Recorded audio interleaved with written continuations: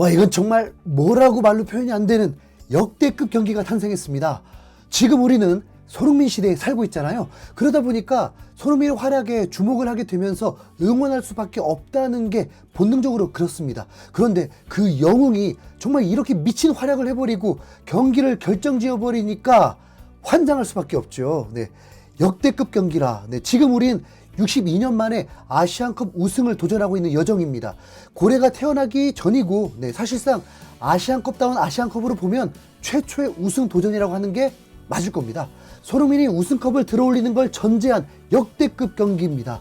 가감없이 역대급 최고의 황금 세대를 구축한 대한민국이기 때문에 우승은 현실적으로 가능성이 있어 보이는데 가시밭길을 걷고 있다 보니 비난팀과 응원팀이 갈려버린 상황에 이르렀습니다. 이번 8강 호주전 승리 확률을 분석 결과로는 50% 이상으로 보지 않았습니다. 딱 두 가지 이유입니다. 상대적으로 체력 고갈과 클린스만 때문이었습니다. 호주는 한국보다 50시간 이상을 쉬었던 상황이었고, 한국은 연장전 승부차기를 간 후 다시 이틀 만에 경기를 하는 최악의 상황에서 호주를 상대해야 했고, 아시안컵 조별예선 뚜껑을 열어보니 경기력의 문제점이 심각하다는 게 보이면서 모든 화살이 클린스만에게 가고 있었습니다. 냉정하게 호주를 이길 수 있다고 장담하기는 어려웠습니다. 한국이 호주보다 나은 건 선수들 개인 퀄리티가 훨씬 좋다는 거, FIFA 랭킹도 높다는 거, 공격력이 최강이라는 거, 마지막 멘탈이 좋다는 거. 네, 이 장점이 체력 고갈과 전술 문제를 초월하는 건 더 힘들 것입니다. 그런데 우리 태극전사들 그 어려운 걸 해내네요. 체력 고갈인데도 또다시 연장 혈투를 버티고 손흥민, 황희찬, 아니 모든 선수들이 대활약을 하면서 기어이 한국을 4강으로 이끌어 버렸습니다. 지금부터 이 경기 내용 리뷰 시작하겠습니다. 2023 아시안컵 대한민국의 8강전은 알자누 스타디움에서 열리게 되었습니다. 경기 전에 토트넘의 에버튼 리그 경기 때문에 엔지 감독 경기 전 인터뷰가 공개가 되었는데 정말 충격적인 인터뷰를 듣게 되었습니다. 아시다시피 엔지 감독은 호주인이거든요. 본인이 9년 전에 호주를 우승시킨 감독입니다. 그리고 아시안컵 개막전에서 한국과 호주가 결승전에서 붙어서 호주가 우승하길 원한다고 했었는데, 이번 인터뷰에서 솔직히라고 하면서 손흥민이 우승을 했으면 좋겠다고 해버린 겁니다. 토트넘 몇 경기를 못 뛴다고 해도 손흥민이 국가와 축구를 위해 어떤 역할을 하는지 알기 때문에 호주가 탈락하면 아쉬운 건 맞지만 손흥민이 우승하길 바란다고, 와, 진짜 해버린 겁니다. 네, 헉이죠, 헉. 자국보다 소속팀보다 손흥민을 택하면서 응원받고 있다면 이건 감동 그 이상이죠. 무조건 NG 감독 팬하겠습니다. 네, 그 힘을 받으면서 소수이긴 하지만 붉은 악마도 동원되고, 이 알자누 스타디움은 한국의 홈 경기장 같은 분위기로 연출되었습니다. 익숙한 한국 민속 악기들의 소리가 들리고 또 익숙한 응원 소리들이 귓가에 들리고, 대회 관계자는 심지어 전반전 마친 휴식 시간에 BTS 전국이 불렀던 월드컵 주제가를 들려주면서, 아무튼 이 경기는 그냥 홈 경기였습니다. 선수들에게 매우 큰 힘이 될 수밖에 없죠. 경기 1시간 전 라인업이 공개되었을 때 클린스만이 이 경기를 어떻게 생각하는지 확실히 알 수 있었습니다. 앞뒤 잴 거 없이 이 한 경기에 지금 현 스쿼드에서 한국 베스트 11을 출전시키면서 실험 혹은 전략이 아닌 정석을 택했습니다. 조현우 골키퍼, 설영우, 김민재, 김영권, 김태환, 황인범, 박용우, 이강인, 손흥민, 황희찬, 조규성이 선발이었습니다. 분명 다른 선택을 할 수도 있을 테지만 불리한 상황인 걸 감안하지 않은 정면 승부 라인업이었습니다. 경기는 사우디전과 다르게 확실히 주도를 하면서 경기에 임했습니다. 그런데 문제는 슈팅까지는 이어지지는 못하고 있었습니다.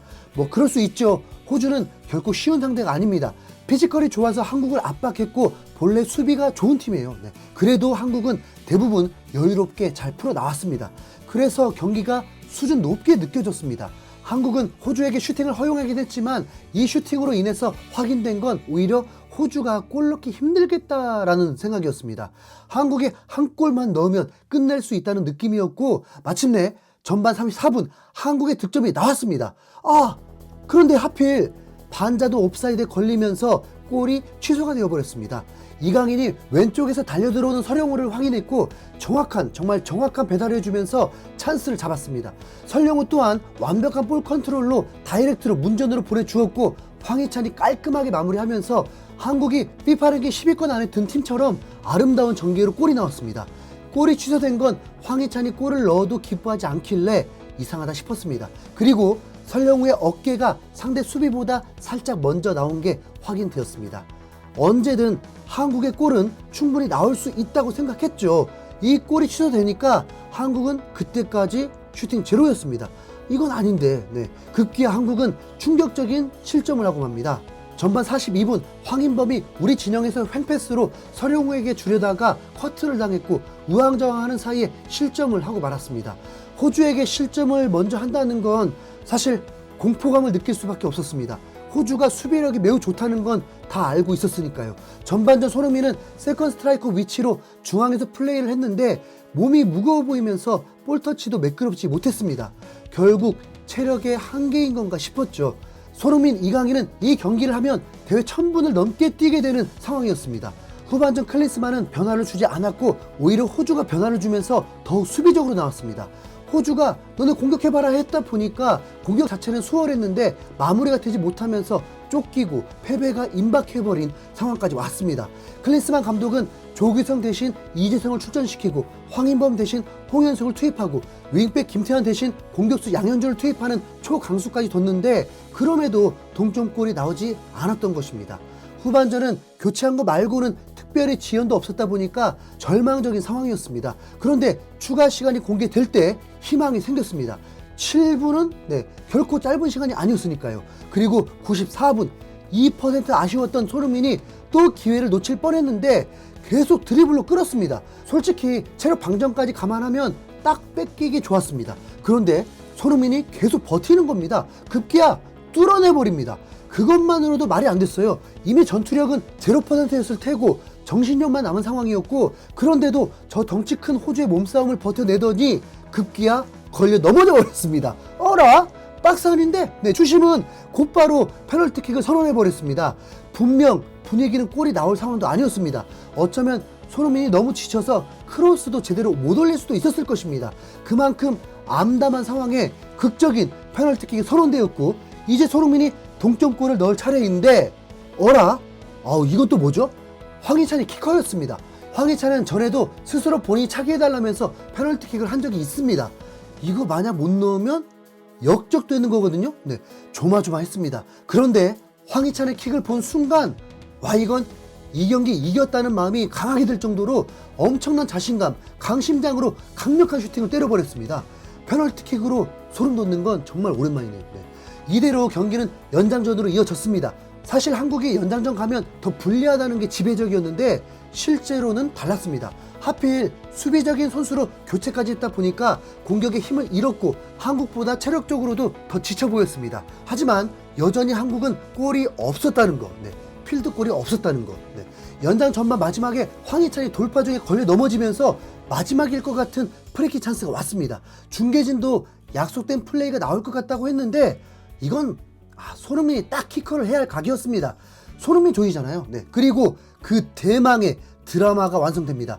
손흥민이 키커였고 198cm 장신 핵심 수비수 바로 옆 선수의 키를 넘기면서 왼쪽 상단에 그대로 꽂혀버리는 역전골을 넣어버린 겁니다.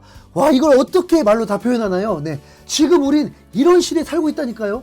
여러분 혹시라도 희망이 없고 힘들고 그러신 분들 뭐든지 가능합니다. 일어서시고 이겨내시고 화이팅 하십시오. 손흥민이 이렇게 메시지를 주잖아요. 이제부터는 체력 방전은 필요 없습니다. 아드레날린 폭발로 정신이 육체를 지배해버렸습니다. 거기다 호주는 황희찬에게 강한 파울을 하면서 퇴장까지 나오고 후반전에 추가 득점 안 나온 게 아쉬웠을 정도였죠. 이렇게 경기는 2대1로 승리하면서 한국의 4강 진출이 완성되었습니다. 호주는 한국에게 약팀 같았습니다. 점유율은 70%가 넘었고 연장 전반은 한국은 체력이 바닥나 있는 상태로 동점인데도 한국의 점유율은 80%였습니다. 이게 역대급 경기가 아니면 뭔가요? 손흥민이 분명 부진했는데 두 골 모두 손흥민이 해낸 거나 다름없습니다. 물론 황희찬도 칭찬 안 할 수 없죠. 그 대담함 그리고 파울을 얻어내면서 돗자리 깔아줬으니까요. 경기 전 엔지 감독이 손흥민이 우승했으면 좋겠다면서 호주를 이기길 바란다는 충격적인 인터뷰를 했다 보니까 토트넘 팬들도 더 이 경기에 주목할 수밖에 없었습니다. 토트넘 구단은 손흥민이 승리 후 무릎 꿇고 있는 사진을 게재하면서 더 매치 위너라고 했고 팬들은 엔지는 이제 프리킥도 소니에게 맡길 거야. 손흥민 정말 축하해. 그래 손흥민 돌아오지 마. 한국의 우승을 응원해. 손흥민의 마지막 아시안컵이잖아. 다른 국가도 양보해줘. 이게 좋은 일이야? 우리도 손흥민이 필요해.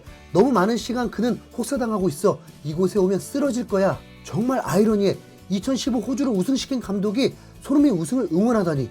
게임 체인저 손.